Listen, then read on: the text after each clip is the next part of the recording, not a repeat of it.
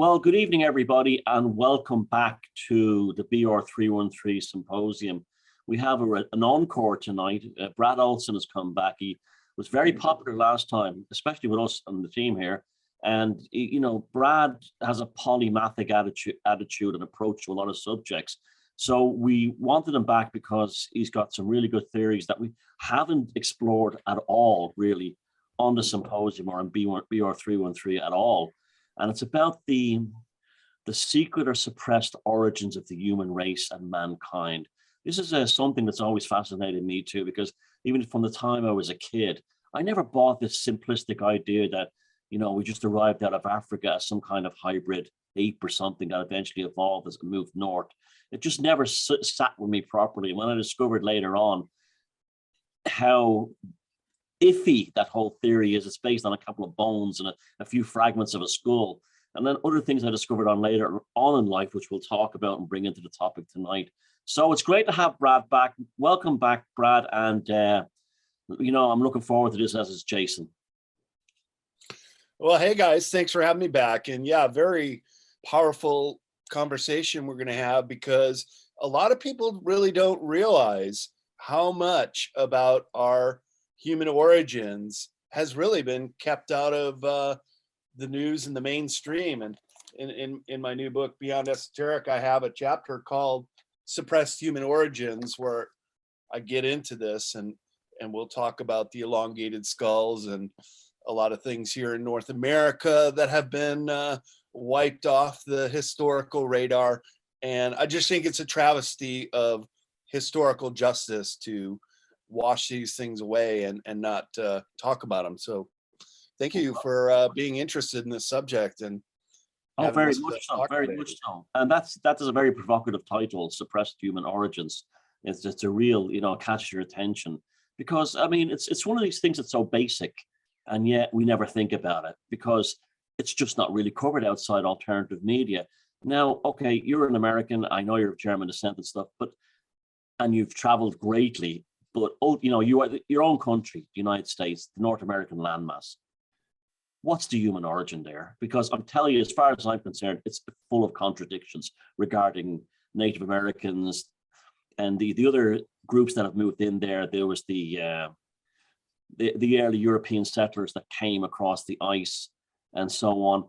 Tell us about that, because I'm sure a lot of people are fascinated like we are. Sure. Well, I've really been interested in migrations, as well as the earlier European migrations before Christopher Columbus.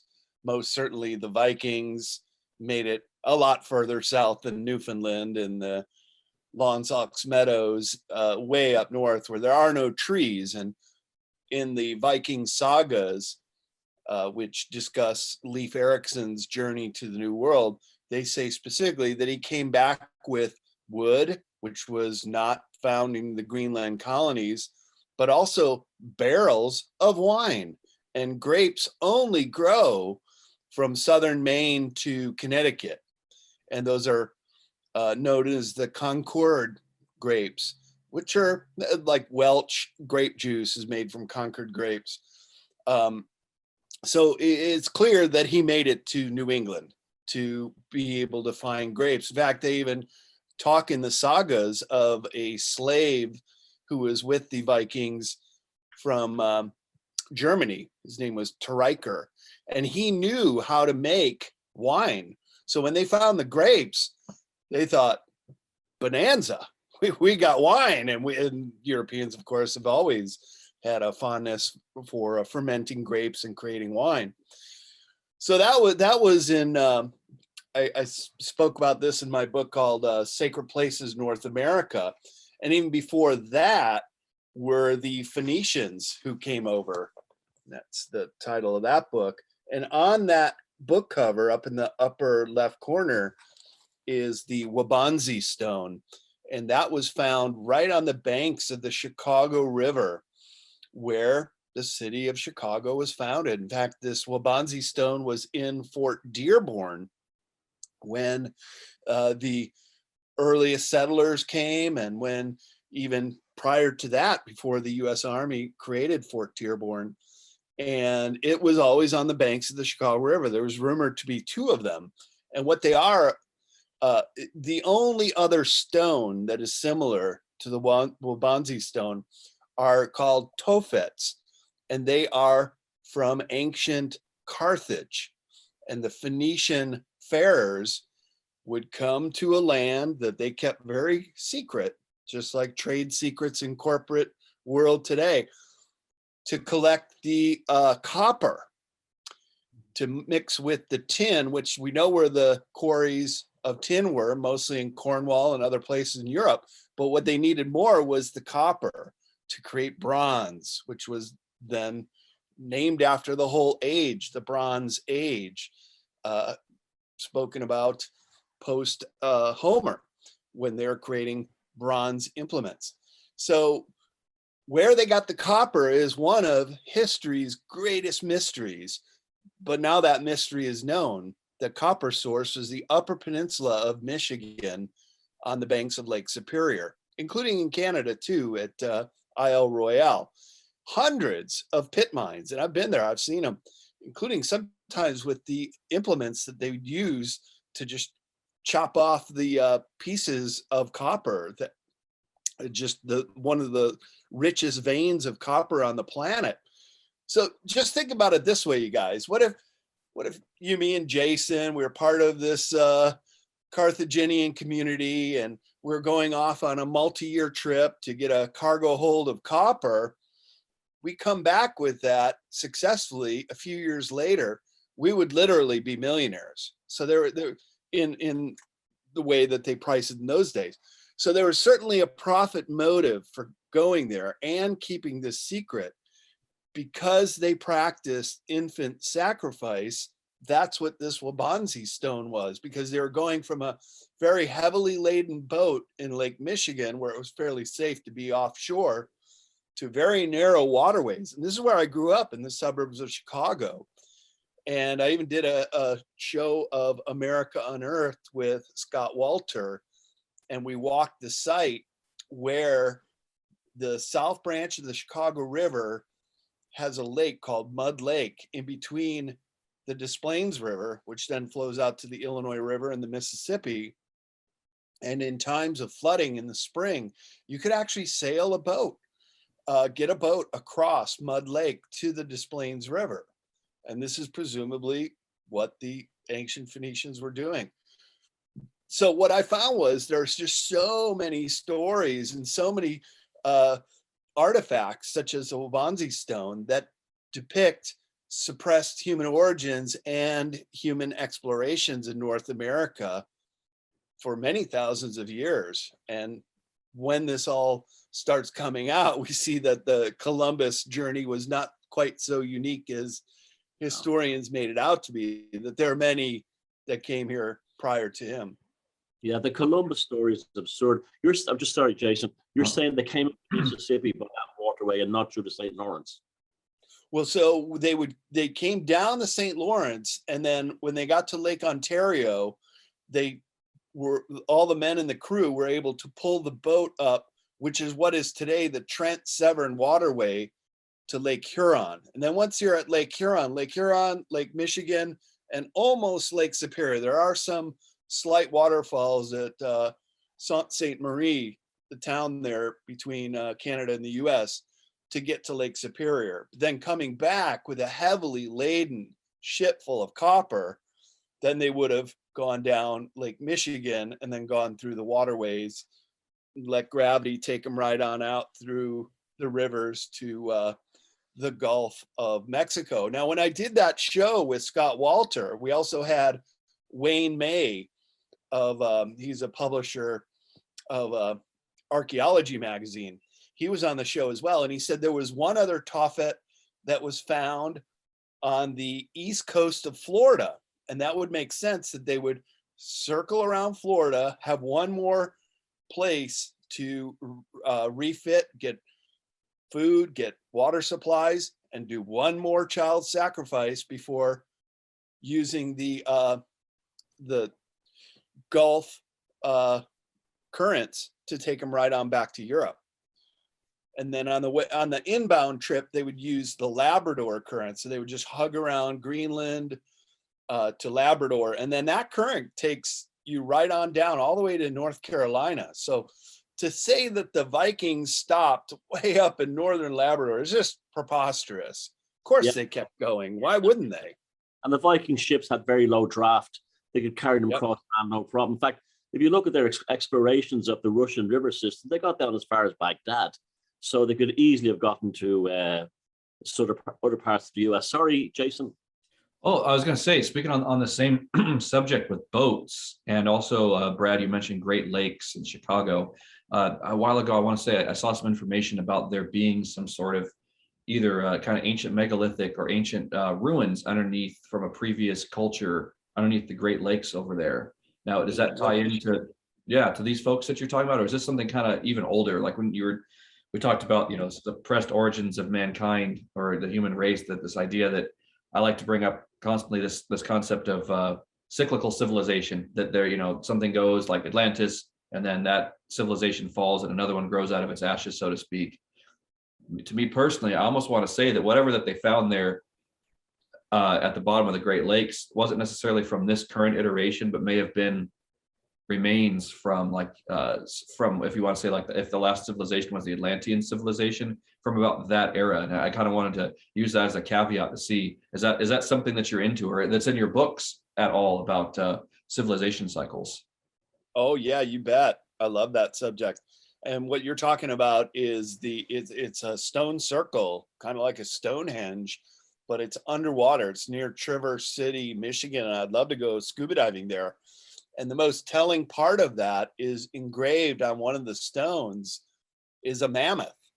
And look, mammoths have not roamed North America since the last ice age. So right. I think you're right, Jason, that this is a very, very old artifact and would have been built when Lake Michigan was really a glacier and that was land. And then when the glaciers melt, they created the Great Lakes and this site was submerged. Well, this Atlantean thing, I think, is the big key to all this, because this is possibly how the Carthaginians and other groups knew there was copper deposits and other things they could take over there. I mean, Irish and Welsh mythology is full of stories about, yes, there was a land across the sea. Yes, there is a world, another world over there. Now, that had to have come before Atlantis went down, and these memories were kept in people's repositories, in their minds, in their folklore, whatever, until time came when they had the ships like the Carthaginians, and who knows who else, even the Egyptians, who knows, to make it across the Atlantic. That information was already there. And funny enough, Christopher Columbus used similar ideas as well. He spoke in his books about stories and legends of there was a world, another continent over the Atlantic. So that thing had been knocking around for a long time. But that's very interesting. Would you speculate, or would you even state that you think those copper deposits were known about because of they've been handed down from a previous Atlantean storyline? Very good point. And of course, the American Indians knew about them and probably pointed the way to these Carthaginians, the Phoenicians, who were going there to mine them. Keep in mind, this is several thousand years ago, even about 1,500 years before Christ. So like 3,500 years ago, they were going there to get this copper. And historians will all agree, nobody really knows where they got all this copper from. But even in New England, there's all kinds of petroglyphs. When I was doing this book, Sacred Places North America, made several trips there, including these stone chambers. They're described as beehive stone chambers. And the only other place you find them is in Ireland and Orkney Islands and Hebrides and far north of Scotland. And they're created without using mortar, just perfectly fitting these stones. And I've been to the Upton Stone Chamber in Massachusetts several times. First time I was there, I had to ask some neighborhood kids, hey, where's that stone chamber? I know it's around here somewhere. And they pointed me the way. And it was like they'd go there to smoke pot or drink beers and stuff. And there was beer cans and an old tire in there. And I'm like cleaning it out. You're like, oh, don't desecrate this sacred place. Unfortunate. But the best theory is that because they are also recognized in Ireland and those Northern Ireland locations, that they were the Culdi monks who were actually fleeing the Vikings, who were coming in and just raping and pillaging and burning down monasteries and stuff like that. So they had these little boats that they could float to all these other islands. And the Culdi monks called them the stepping stones to America, that you would barely be out of sight of islands all the way across. So you'd go, as I said, from northern Scotland to the Orkneys, to the Hebrides, the Faroe Islands, to Iceland, to Greenland, to Labrador, and then down the coast. And of course, they settled in the land that was abundant with trees and grapes and could grow crops, much more so than you could way up on the Canadian Labrador coast. So Yeah. it's largely believed that the Culdi monks created hundreds of these beehive stone chambers throughout all of New England. One of them is a tourist site called America's Stonehenge. Yeah, I've seen it, but some of them, and they all have solar or lunar alignments, which is also interesting. Yep. Another thing too, but I think it even goes back further, because I was in Bucksport, Maine a few years ago, and the reason why I went there was to make a film, and also to find out there's a group called the Red Paint People. These are absolutely ancient. They only appear in three places: UK, England, Ireland, and Maine. Now, the Red Paint People have only, we're talking about, like, they're older than Stonehenge. They were around before Stonehenge was even built, and yet they got to Maine. And when you talk to people, like I got talking to people up there about this, this is the greatest anomaly ever. Why don't you actually make a big deal out of this and even think how they got there? And it's like you hit with this kind of Columbus Day blank, that there's almost like a weird thing. I lived in America for many years. I'm not putting down Americans or anything, but there's almost like this Columbus Day program that's run inside American society, that nobody could possibly have been here from Europe before Columbus. It's really weird. It even affects the academics and people like that. Yeah. Mainstream historical paradigm. Yeah, it's just that narrative that we all got taught in school, and it's finally starting to be questioned, though. I mean, not in academia at least, but enough people my age and younger, there's plenty of alternative views going on about that right now. But how long it takes, if you go onto YouTube, there's a hilarious Canadian broadcasting documentary talk show where these guys from England and Norway have found Vinland, and they're showing it. This is Vinland. These are Viking longhouses. There's absolutely no doubt about it. Well, there's an academic from Harvard there who's talking to them like they're absolute idiots, and yet they were completely right. It was like, it's just incredible how long and that was the mid 60s, and the debate is still going on, kind of somewhat. Yeah, his name was Morrison, that Harvard professor, and it's really interesting. In Boston, they have a park called the Boston Commons. On one end of the Commons is a statue of Leif Erikson, and then on the other side is the statue of Morrison. And it's almost like this conundrum: who are you going to believe? Who was here first? Well, clearly the Vikings were here first, and they have found remnants of Vinland in a place called Buzzards Bay in Massachusetts. It's down by Providence. I know. Cape Cod. I know it well. Yes. Oh, they absolutely must have got south, much further south. You don't just stop in a place that, obviously the landmass continued. There's other things too. There was two Spanish explorers who came across what they said was tall, fair-haired skinned people down around the Carolinas who grew potatoes and raised pigs. And they described them as speaking Gaelic, and they'd somehow been trapped down there. They were called them the Duhare, and it caused actual controversy in the in the Vatican, even that the Pope wanted to actually wanted a statement on this, that this was a lie. You know, why are they? You know, why are they so hostile to this? You know, I don't understand it. Well, I think it ties into the whole notion of manifest destiny. And this is this document that was declared that this is a new continent and the Indians are savages and they really have nothing to contribute, and go ahead and take their land or massacre them if you want. This is our continent and we have a right to it.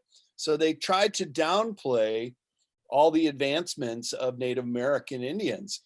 And on your point, there were many explorers that sailed up the East Coast and reported on the, quote, white Indians, who are much taller than Verrazano, for example, Italian guy, little Italian, and he's meeting these white Indians who are like as tall as Scandinavians. Interestingly, and you mentioned in the Carolinas, they spoke Gaelic.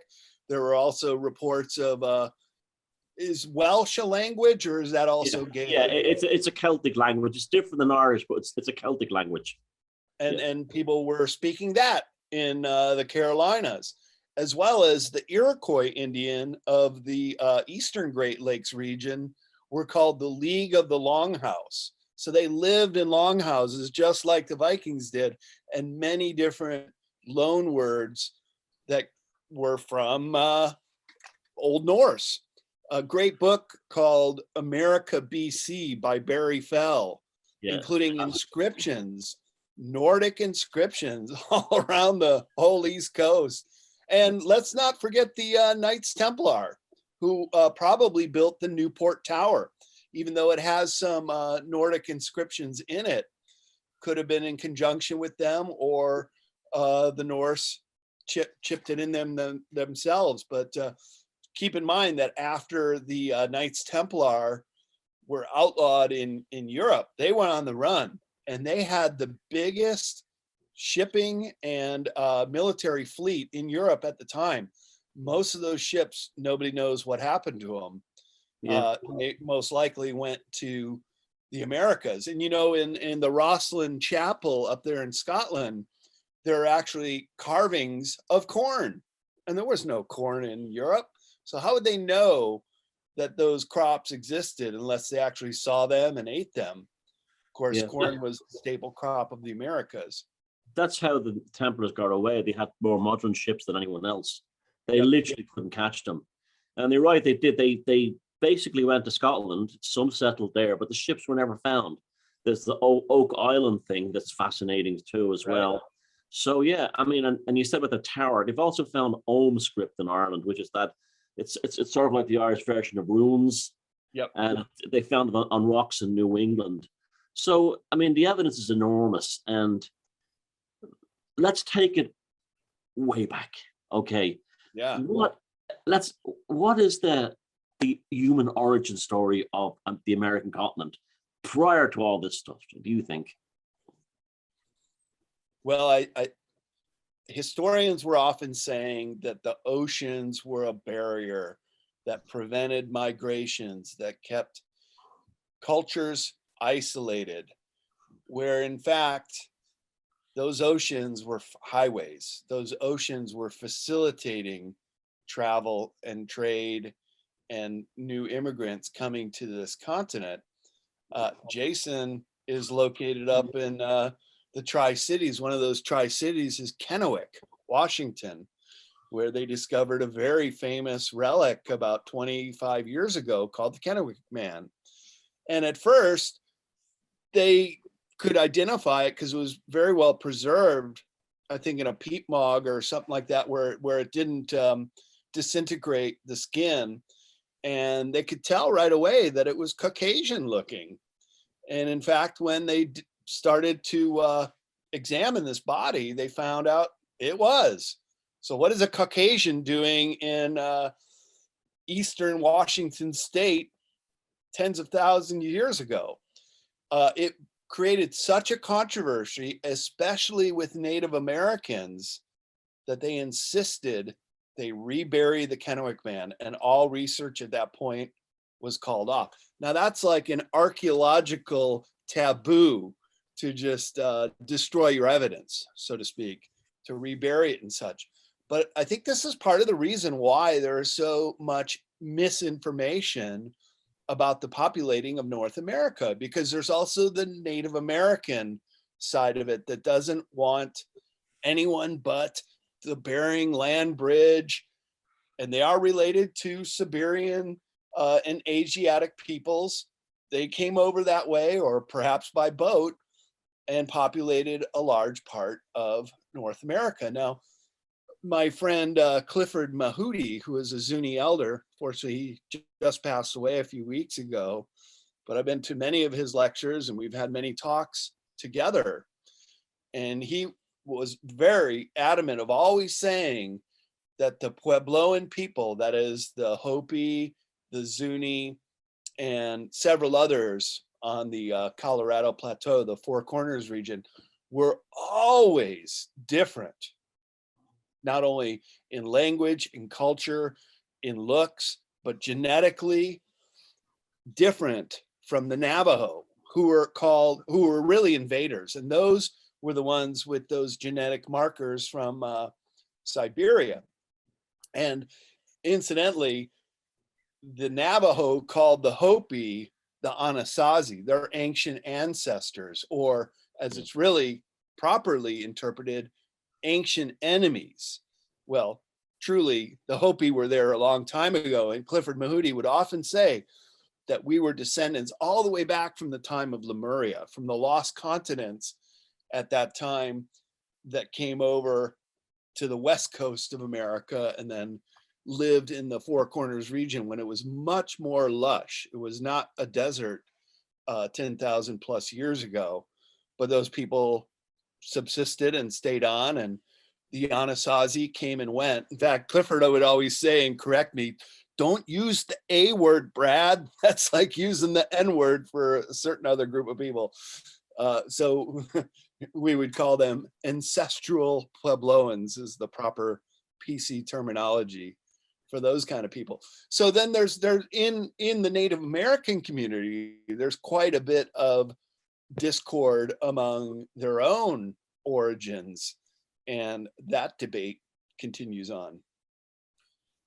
You know, it's interesting you're talking about with the kind of the the Four Corners area, where it's like if you look geographically or topographically at that part of the country and how it looks like that just area was totally destroyed somehow, whether it was by some kind of I don't know if it's like a discharge from the sun zapped it, something like that, or there was a volcano, but it's just that whole area is just totally scabbed over. The scab lands all the way up through into the Dakotas and everything, and up through this part of the country. But it's like I want to say there's little pockets though of that previous civilization that were preserved, and people, archaeologists, have found little pockets of remnants, right, where it's not necessarily a whole area where it was laid out the way that they lived, but some sort of cataclysm happened there, and there's just little buried nuggets of little bits of remains of those civilizations left over. And it's probably whatever I would imagine, personally guessing, that might have something to do with whenever if Lemuria was an actual continent separate from the American continent, and it did go under, there might have been some kind of terrible cataclysm, natural or caused by something else, that could have scarred that part of the country. And it's even, you were talking about the Kennewick man up here and kind of this area, I felt, there's something tremendously ancient here too. And there's a lot of things tremendously ancient that go back beyond the historical paradigm that we're given in school. But I definitely feel that here. And there's this thing too we were talking about yesterday in our show, that in the Tri-Cities, it's not only 3 cities, but there are 3 rivers that come together like a crossroads. And so wow. The geomantic, if there's some white dude here long time ago in Kennewick, he wasn't just selling meth, but he was doing, there's something, there's nothing to be doing now in present time probably. But no, if he was here, 10, 12, 24,000 years ago, I would imagine that same geomantic force would have been bringing folks into this part of the country anyway, for whatever reason. If it's, you were talking about grapes earlier, and there's the Columbia River here where, Columbia River Valley, where it's tremendously fertile soil for growing grapes. And I'm not particularly a fan of the wine from around here, but good for growing food, good for growing grapes. Interesting how wine is becoming a a theme here in this. Yeah. You do wonder. I mean, you do wonder. Like, well, I mean, Of course. it was safer to drink water in the ancient past. That's the main reason people drank it. Also, correct me if I'm wrong, Brad, but I can remember hearing a story that there's a Native American tradition. I don't know which nation it is, of there being tall, red-headed giants that were killed by this particular tribe. What do you know about that? Well, this is a great conversation because we started with more modern times and now we're moving back older and older and older. And then when we start to talk about the red-headed giants, then that incorporates the earthen mounds where many of them were buried, but also mummified, not too far away from where I'm at in the state of Nevada. During the last ice age, there was a massive inland sea of fresh water called Lake Lahoshan. And it was so vast, it extended from Utah border, it touched up into Oregon, it also touched northeastern California, but it was largely the whole top of Nevada was this great freshwater inland sea. And pockmarked all around the shores of it, not only can you see the striation marks where the high level and water had evaporated, because Nevada is called the Great Basin. That is, all water that flows into it just evaporates. There is no outflow. And so that's what would have filled this ancient lake during the last ice age. And then that water then evaporated or was locked in the glaciers. But in these caves, Spirit Cave near Fallon, Nevada, and Lovelock Cave, which I've explored, that was the most prolific finding of these ancient giant mummies who were routinely over 7 feet tall, even the women. And they mummified their bodies, much like the Egyptians mummified their deceased. And they buried them with different funerary items, including size 16 sandals. And I'm a tall guy and I only wear size 13 shoes. So it has size 16. That's like a LeBron or a Shaq O'Neal size person over 7 feet. And red-haired, red beards. So these could have also been the elongated skulls. And we're going to talk about that in a sec. But I say could be because all the remains are gone. No human remains. Although there were pictures of them found, they were gobbled up by the Smithsonian Institute, just like many other giant remains were found. In fact, it's called Smithsonian Gate because they would come in like FBI detective, we're taking over this dig site here. You fellows can just go back to your university or wherever you're from. And then they would call up, and I outlined a story of Beloit College in Wisconsin at Lake Delavan, finding these giant bones very close to where I grew up in northern Illinois. And Beloit College called the Smithsonian, hey, whatever happened with those bones we were digging up that you guys took over? Sorry, we don't know what you're talking about. No, we don't have anything like that. So very routine, this sort of narrative would continue time and time again. Same thing happened with the red-haired giants in North America, not only around northern Nevada, but also in California quite a bit. I have a picture here of Catalina Island, another giant dig, and virtually all of those bones are gone. Can't find them anywhere. There was also another really famous. Where is Catalina Island? So that's off of LA, the Channel Islands. Yeah. Santa Rosa Island. So down there.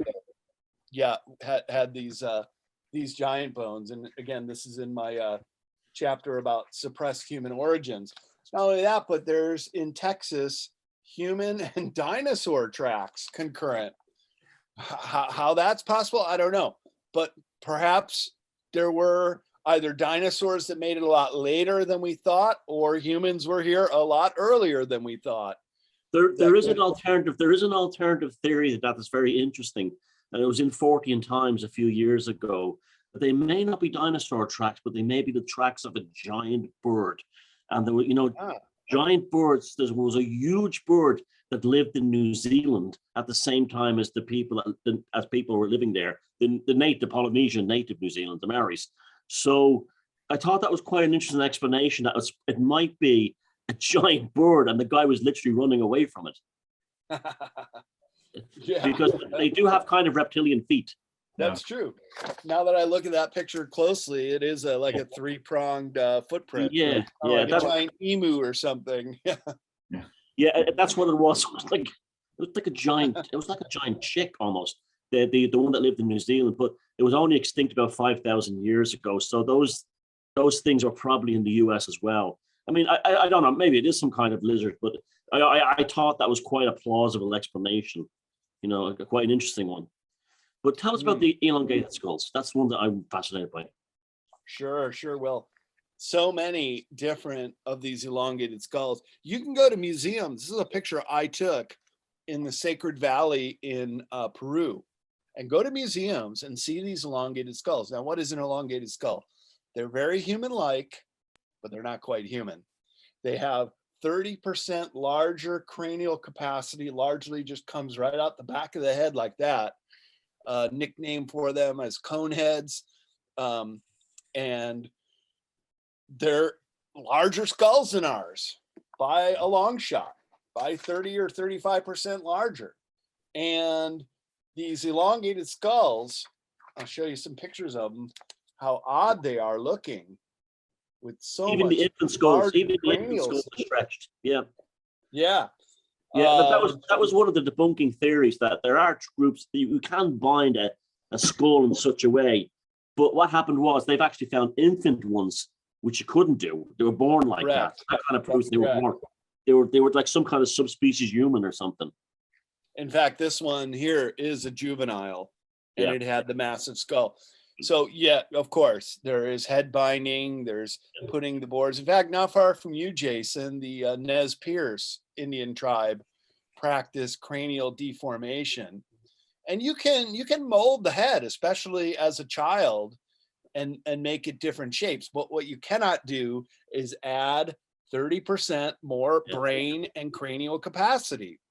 Not only that, Thomas, but these skulls show signs that they are not human in different ways. For example, the center suture that all humans have, that crack on the skull, they're not evident on these elongated skulls. Not only that, but the eye sockets are also 30% larger. And where the spine meets the skull is also much larger. So they're very human-like, but they're not human. Yeah. And so when I was down in South America 3 years ago, I'd go to these museums, and even had the opportunity of talking to one of the curators who found one of these juvenile elongated skulls in a royal burial ground up on the top of a mountain in Peru.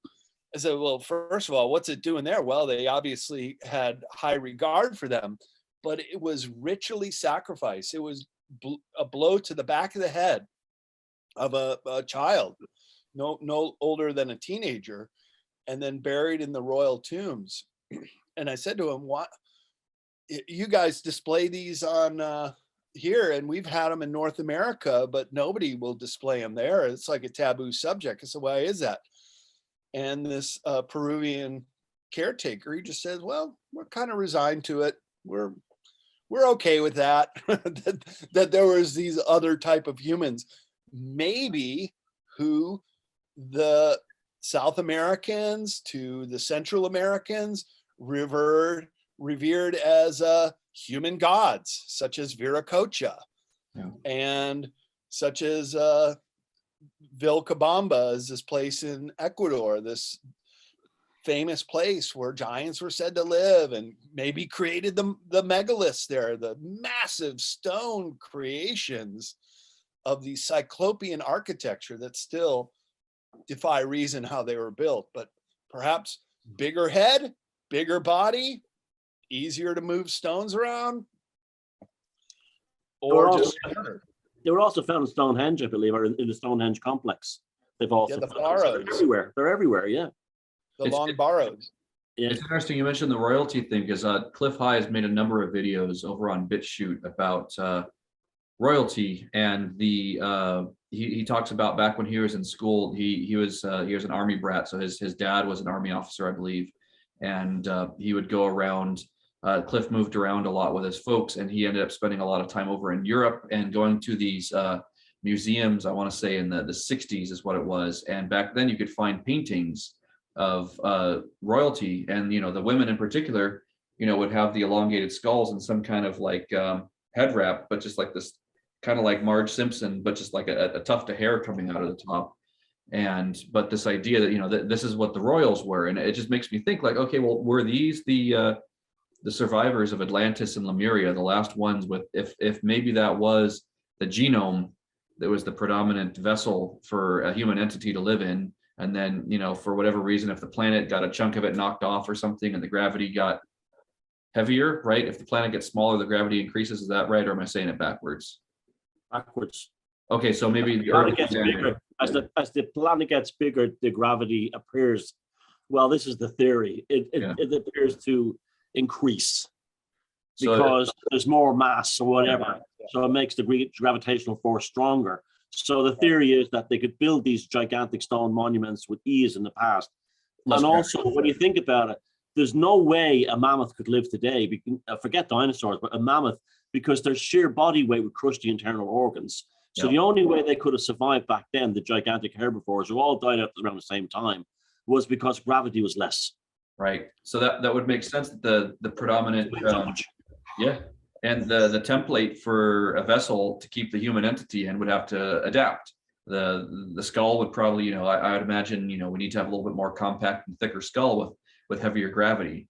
And the way that the different sinus structures are, you just have to contend with that in different, femurs, I would imagine. So the whole thing, like Thomas, you talked about, what is it? Is it the Weeping Lady? Is that the right name? The giant that's got in Malta. Yeah, I've absolutely no doubt about that theory that gravity increased and larger humans suffered because of it. The Giants of Malta, the famous sleeping lady statue at the house that was found at the house Safalini Hypergeum, and I've seen a close up. It's about this size. Yeah, small. And their legs are all bulging. That shows that these people were suffering. These people were suffering. And the Sicilian people who crossed over into Malta said those giants were already there. They existed, and then they started to die out. So that would make sense that as the gravity increased, their lifestyle would become near impossible. And there's something quite beautiful about that statue. It almost looks like she was being taken care of at the end by people who survived. And it would explain why we have giants in the past and we don't have now. Gravity and also giant animals is because of the gravity change. I think that's highly likely. And it may have even, what do you think, Brad? You think it may have affected the long skull people? Well, sure it did, because 30% larger head, probably 30% larger body. So these would have been the 9-10 footers that were found in a lot of these graves. And just on the subject of Malta, and I went and visited there when I was doing my book, Sacred Places Europe. Malta was swept over by tidal waves, and in caves were deposited mammoths and giant sloths and animals that are long extinct, but showing that there was major catastrophe on the world. Same with this glyph from a Mayan temple that unfortunately was destroyed in World War II. It was collected by the Germans and put in a museum that got bombed. But it clearly shows an earthquake, and this guy in the boat is fleeing, and major earth changes. So we know that every so often the continents will move around in a pole shift scenario and would be absolutely catastrophic, especially for anybody living on the coast like I am. Tidal waves just sloshing around everywhere, but not only all the volcanoes going off too. So when you tie in catastrophes that could have off not only the dinosaurs, but also the giants as well, perhaps it changed the gravitational forces on this planet when it happened too. brought up more molten iron or something like that too, or through deposits of erosion and dead life debris. That also makes our planet bigger. So yeah, we have been getting more gravity dense as time goes on. How it has affected these giants, I'm not sure, but it could be that some of them are still alive. And there are pictures of big elongated. My colleague and friend Brian Forrester, he sent me some pictures of a banker in the Basque region of Spain who had the elongated skull. And it's also Jacob Rothschild has an elongated skull. And Jason, you brought up disguising yourself, the Cliff High video. Look at how the popes and all the bishops in the Vatican wear those big fish heads. Perfect way to disguise your elongated skull. So I would say that they're probably still among us. And here's another really interesting little tidbit, because we were talking about the Redheaded Giants in Nevada here at Lovelock Cave. There was one of the daughters of the chief of the Paiute Indians. Her name was Sarah Winnemucca. And there is a town in the middle of Nevada, Winnemucca, Nevada. And her book was My Life Among the Paiutes. She recounted the oral history of the Paiutes' battle with these giants so long ago, including how they finally cordoned them all into the Lovelock Cave and created an avalanche, and then burned some fires and suffocated all of them. And that was the end of the giants. But the reason they wanted to kill them off is because those giants were cannibals and would actually eat the Paiutes.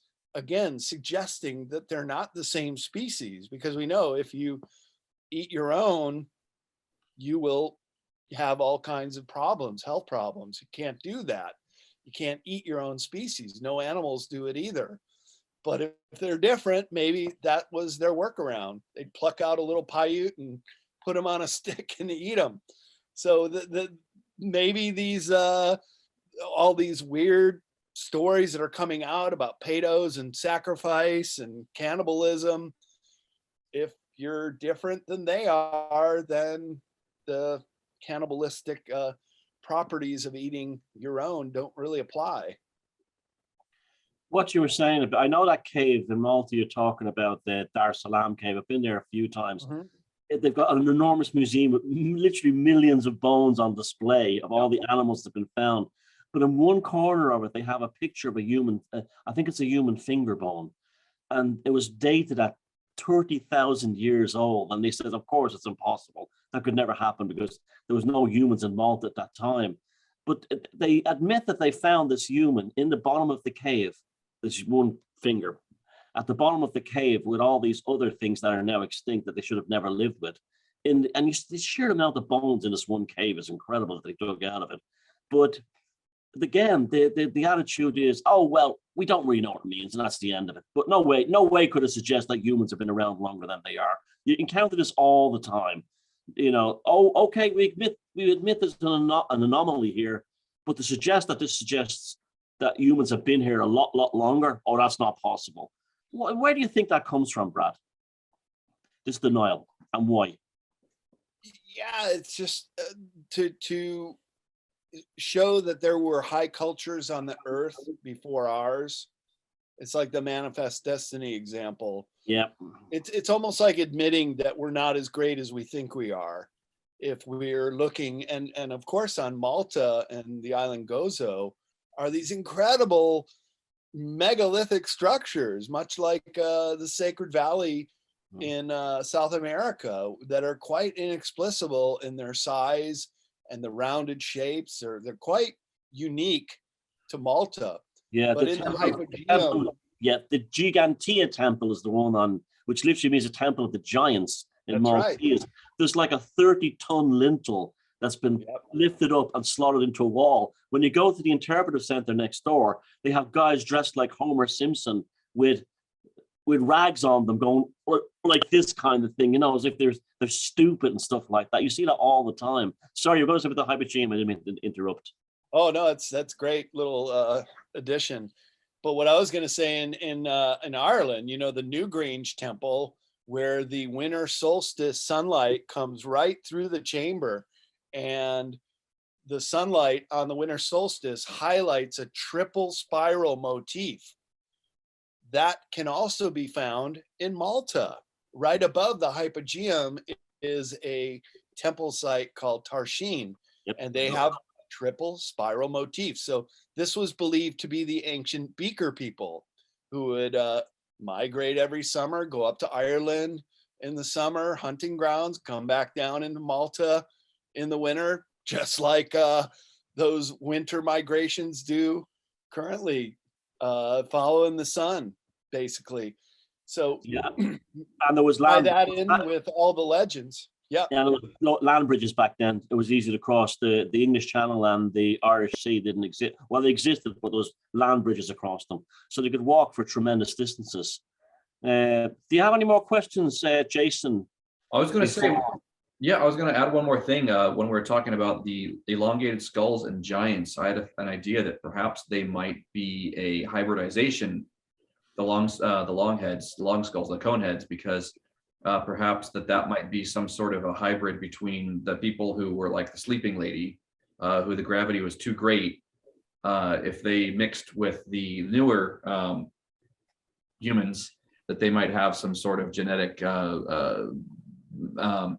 mutation that might manifest as a longer skull like that, and that's how they can continue that kind of hybridized bloodline like that, to keep that ancestral knowledge from Atlantis, Lemuria, or just the previous civilization, whatever we want to call it.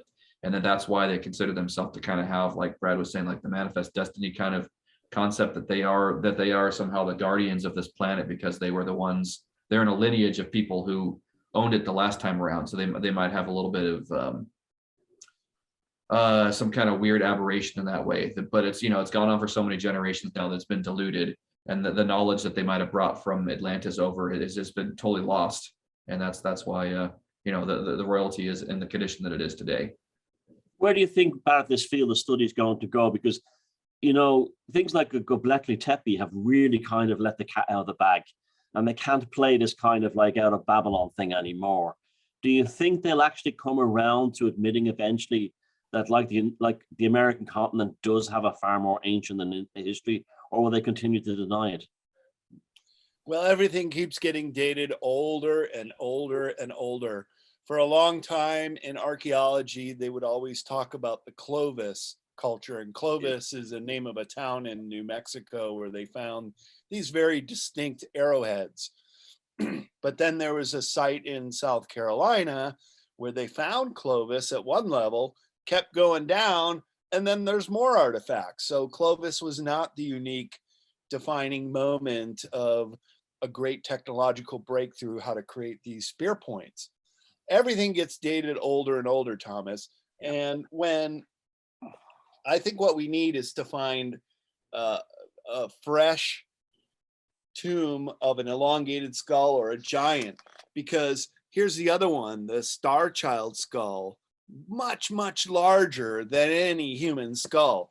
And that one did get DNA tested by Lloyd Pye, who acquired that skull and took it around to conferences, found that it was a mother, human, but also an unknown DNA father. And this is also starting to come out with the DNA tests of the elongated skulls in South America. Brian Forrester just came to the same conclusion that, and these are stories in the Bible, that the men of renown saw the earth women and found them attractive and mated with them.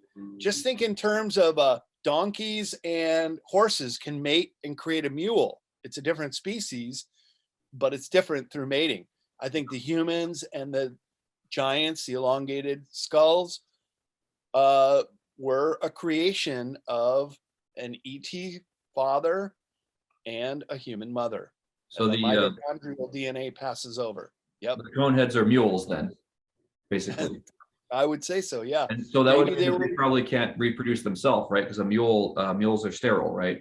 That's correct. So that would be something interesting to see, to test that, to see, can the cone, I'm just calling them cone heads now, can the elongated skulls reproduce? Like you're saying, you mentioned someone who knows a banker that has the elongated skull. And I mean, that might be too much personal information for that person to give out, but are you sterile by any chance, But or maybe elements have passed through and then those people can reproduce, and then every third generation comes out like a partial cone head. Yeah. Because this banker in the Basque region, it wasn't massive, but it was certainly pronounced. Okay. Much bigger than any of us would have. Now, it'd be interesting if that person would donate their body to science, and let's see if the central suture isn't there or any other features that are characteristic of the elongated skulls. Does this carry over into the Rh negative bloodline? Oh, you bet it does.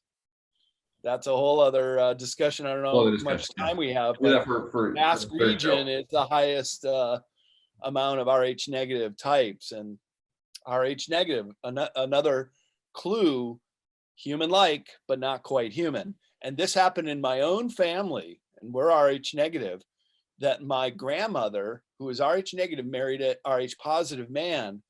The second born after my dad, who is Rh negative, the second born, my Uncle Douglas, died 5 days after birth because his blood was contaminated with my grandmother. So a mother killed her own offspring, and this happens in no other animal species except humans. Wow. Yeah. You're a font of all knowledge, and you have to come back for a third one.